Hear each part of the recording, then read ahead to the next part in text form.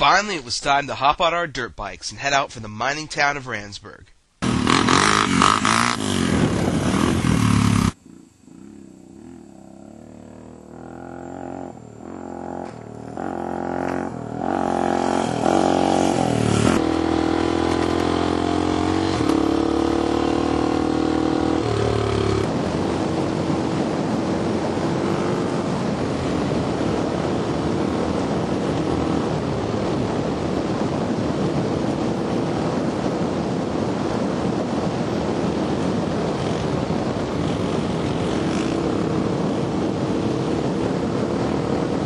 Not very far out from where we're camped. Not very far out. We are way out in the middle of nowhere. We're way out in the middle of nowhere. We have no water, no food. Yeah, we did. We actually forgot water, but we still are here at the Randsburg mine, and the desolation is beautiful. We're probably dying.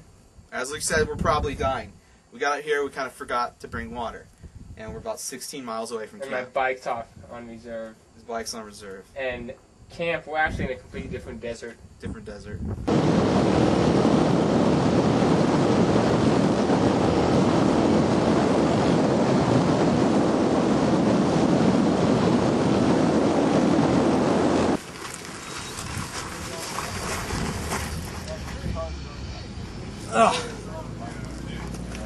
Welcome to historic Randsburg. We're now actually in the city part of the town. We showed you the mine. Now let's go explore the city. That's it. Just funny thinking about my life that I always end up at places that I realize that most people won't go, and that's what inspires me really to show you guys Randsburg. I think it's an amazing town. It's just such a slice out of history, and for me, I have some of the best stories coming out of Randsburg. Hey! Anyone in there? Oh, wow. They used to have gunfights in the streets around Thanksgiving, and you know, it's just great things because it's such a pull. If you're a dirt biker on Thanksgiving, you have the $15 hot dogs. I'm thinking about food. Hey, folks! We're here at Western Town, and I'll be your host for today. We have every accommodation that you could wish for in a Western town. We have the essay office building. Please don't read the sign like this as I once did, or AI.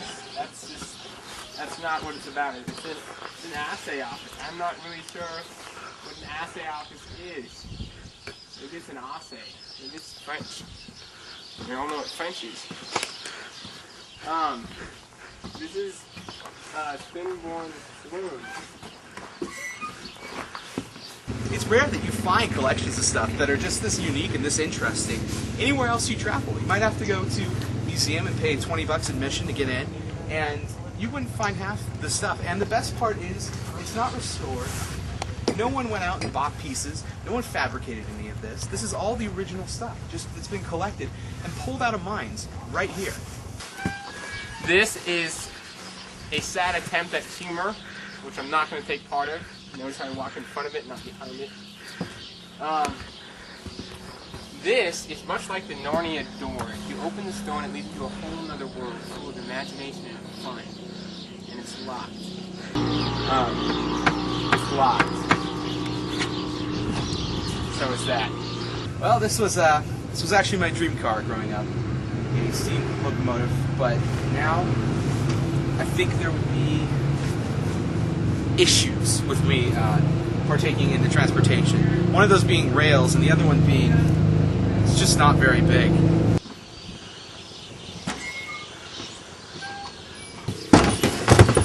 Well, I think that's really the joy of this. The world's first car with spinning blades on the back. that was a common torture device. I never admit to that crime.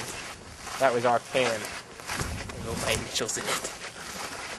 It's mine. It's for sure mine. That's my name on it. A lot of people wonder, Isaiah, where does all your knowledge come from? How do you know so much about stuff you just find? Right there, folks. Luke Hawkins, look upon this. This was first gear in a Ford Mustang back in the 1860s. much like the size of your gear that's in your Mustang today, huh? Right here we actually have world's first metal sausages. I'm pretty certain those are metal sausages. Actually, no. This is a old fire extinguisher. The best part was you would never lose it. I think that's really the part that excites me about this fire extinguisher, is the fact that losing something the size of your wife, a little bit difficult.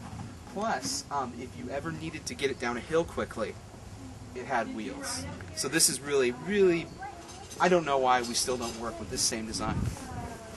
What Zay was trying to say is people's wives were really large back then. Look at how big this is. See, look at there's two latches. See, this would be one for you and one for your wife. And you'd carry this, and that would be a good day's journey. Maybe you'd go on your honeymoon. Maybe you could tote your kids in the trailer as you go over very incredibly steep mountains.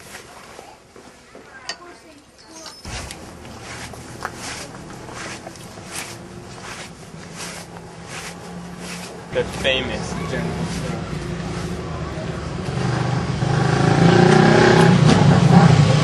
Pretty busy today. I don't know if our friends are in, but last time we came here, there was these really funny guys.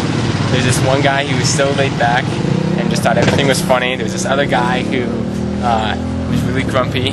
They had the best $4 milkshakes in town, and it went so good. It went right along with your $25 hot dog. I mean, this place was...